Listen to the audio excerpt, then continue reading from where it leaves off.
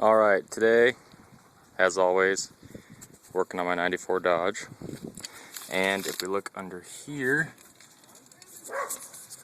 we can kind of see the fuel lift pump here, and behind the steering shaft, this is where the fuel comes down from the fuel tank and into the pre-filter and the heater. As you can see, mine is dismantled. Bottom of it down here. That's because this piece here is your pre-filter. You can see the screen in there. Mine's pretty dirty, I need to clean it.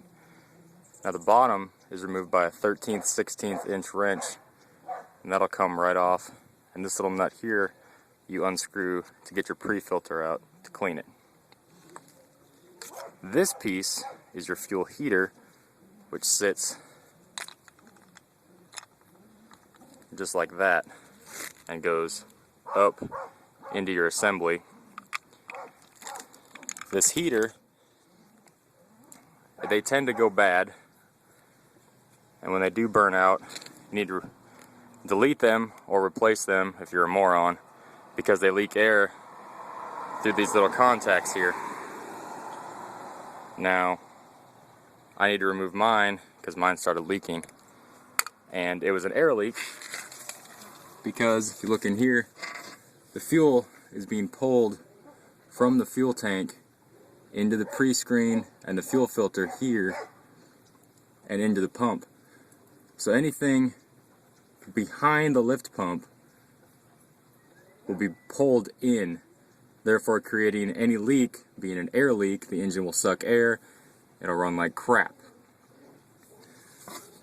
You won't exactly have a fuel leak. I didn't realize I had a leak there until I pressurized the fuel system up to 20 pounds and saw fuel coming out of it. Now, once you get the bottom off with your 13/16 wrench, you're going to reach up into the fuel heater and you'll see this 8mm Allen wrench. I chose to go the simple route. I've got my torque wrench here with an 8mm socket attachment, which reached right up in there, and you can actually reach this whole assembly fairly easy if you don't mind getting dirty.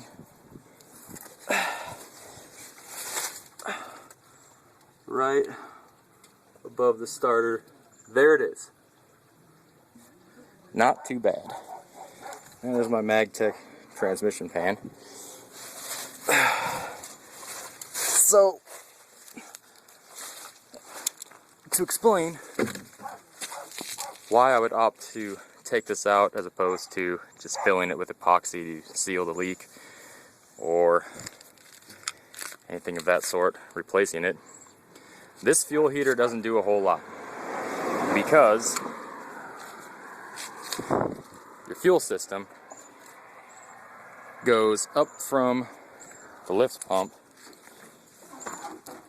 and into your fuel filter, which, as everyone knows, is rather large.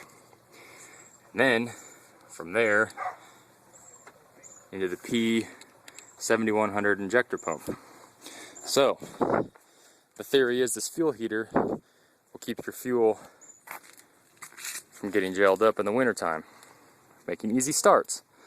This doesn't happen, however, for all the fuel already in your fuel filter and in your injector pump. They say you have about a liter of diesel that doesn't get heated that your engine has to start on. So it's garbage. I advise taking it off, clean your screen while you have it out, and install it back on. Have fun.